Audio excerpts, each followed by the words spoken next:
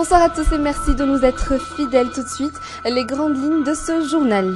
Des observateurs électoraux internationaux attendus dans la semaine prochaine. Ils seront envoyés par l'Union européenne et l'OIF. Le nombre exact des bureaux de vote sur l'ensemble du territoire national sera connu dans 20 jours et l'arrêtage définitif de la liste électorale se fera demain soir. Les trottoirs envahis par les motards, les voitures et les marchands ambulants. Les piétons ne savent plus où mettre les pieds dans le centre-ville. Appel à la grève générale en Grèce. Le mouvement contre la politique d'austérité s'étend alors que des experts de la FMI et de l'Union européenne examinent les comptes du pays. Et au Mexique, des milliers de touristes tentent de fuir la station balnéaire d'Acapulco, ravagée par des pluies diluviennes et les vents, des catastrophes naturelles ayant fait plus de 48 000.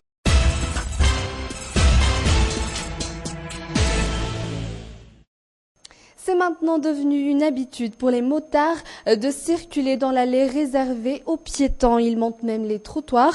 Est-ce fait exprès ou par ignorance? En tout cas, c'est une situation qui ne réjouit pas tout le monde. C'est un reportage signé Mampion Naravalsan.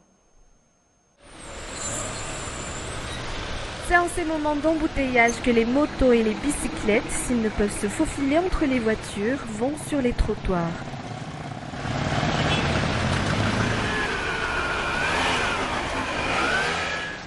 Une situation qui ne réjouit pas les piétons. Pour eux, c'est une manque de savoir-vivre. Ils roulent à une vitesse surprenante sans même tenir compte des vrais usagers des trottoirs. Pour ceux qui n'y sont pas habitués, la question se pose, où doivent-ils aller dans ces cas-là?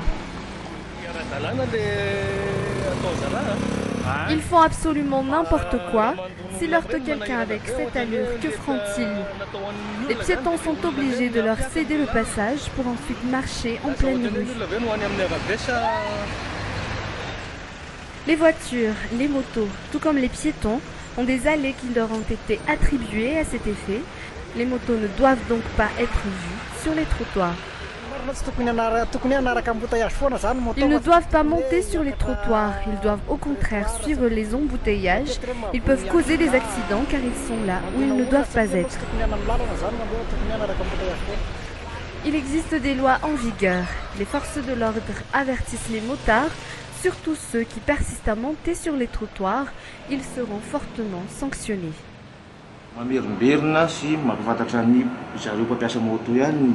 Les responsables de la circulation urbaine d'Antananarive ne cessent de rappeler qu'il est strictement interdit par la loi et fortement sanctionné pour le motard de monter sur le trottoir sous prétexte d'éviter les embouteillages.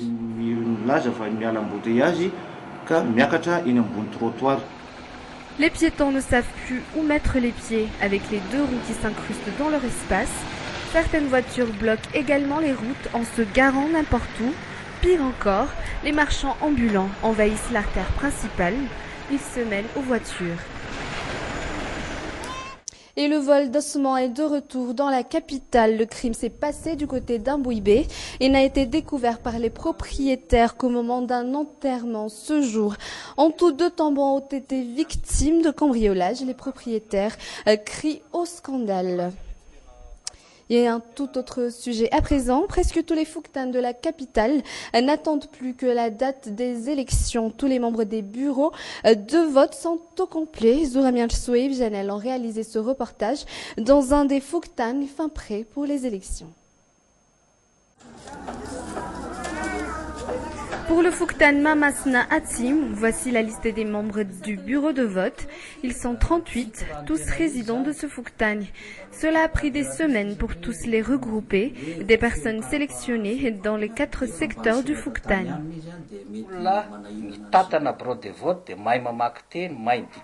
Les responsables au sein du bureau de vote doivent savoir lire, écrire autant en malgache qu'en français. Il sera constitué d'un président, d'un vice-président, un secrétariat, un HHR et son assistant. Ils se chargeront de répondre aux demandes de renseignements sur le bulletin unique.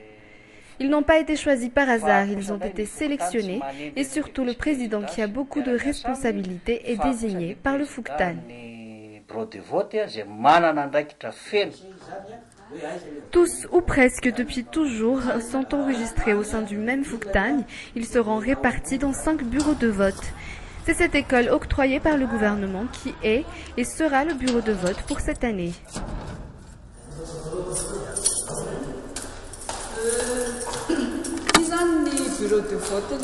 Ceci est le bureau de vote du Fouktagne Mamasna Atsim, qui depuis toujours est le bureau de vote qui nous est octroyé par le gouvernement. Dans notre Fouktagne, il existe 5 bureaux de vote, 2 en bas et 3 en haut.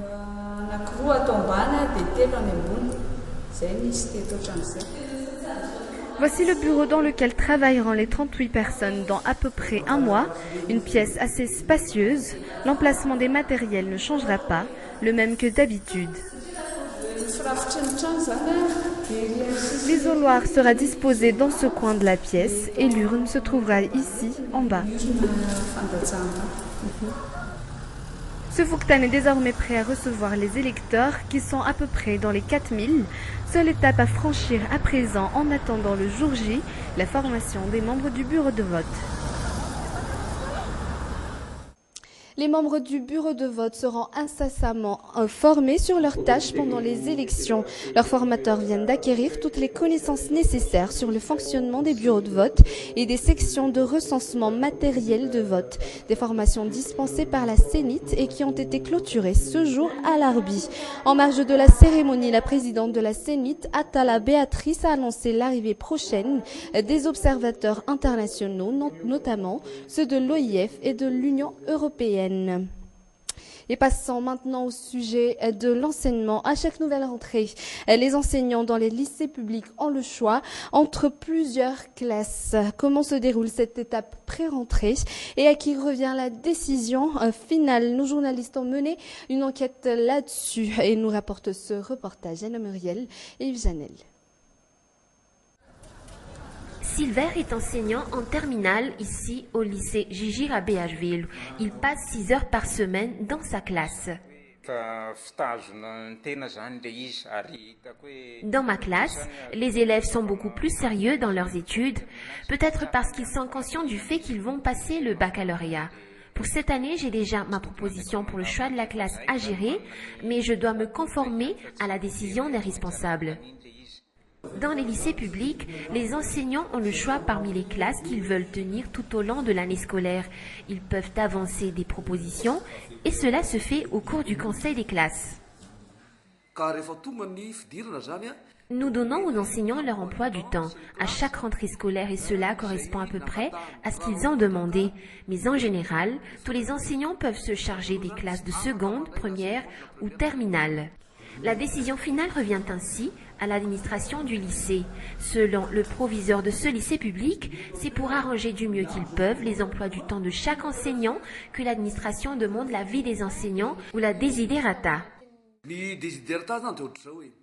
Les enseignants nous soumettent leurs propositions en fonction de leur vie privée. Certains sont par exemple chargés de cours dans certaines écoles privées en dehors de leur travail au lycée.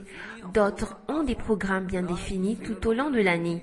Nous prenons en compte ces propositions, mais elles ne seront pas suivies en totalité. Ils doivent quand même respecter l'organisation définie par le lycée.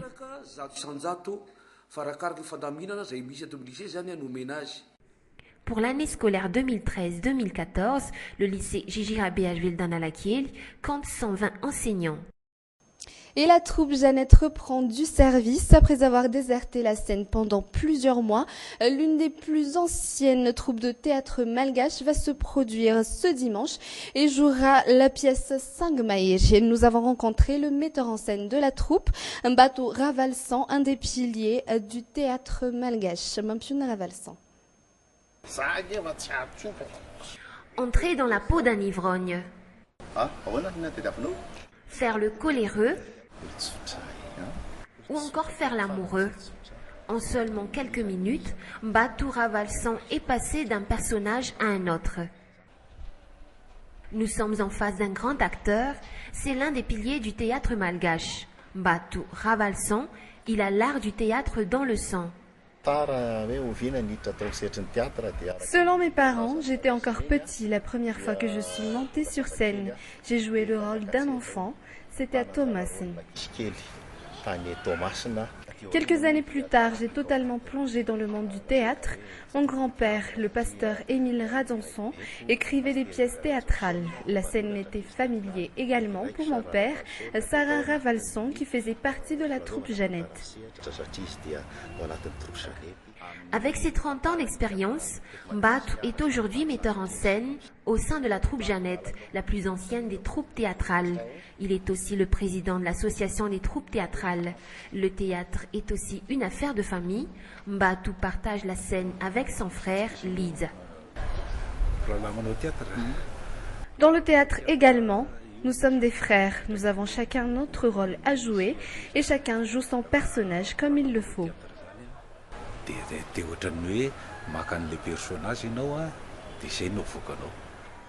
Le temps passe, mais l'amour du théâtre est toujours là.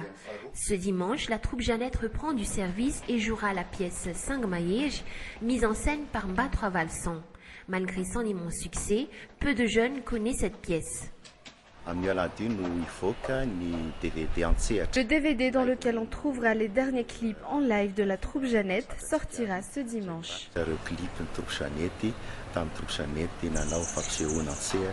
Aujourd'hui, Mbatu Ravalson se bat pour retrouver la place du théâtre à Antananarivo et c'est aussi le défi de toutes les troupes théâtrales malgaches. Et c'est ainsi que se termine ce journal. Merci de l'avoir suivi. À demain pour une toute nouvelle édition. Au revoir.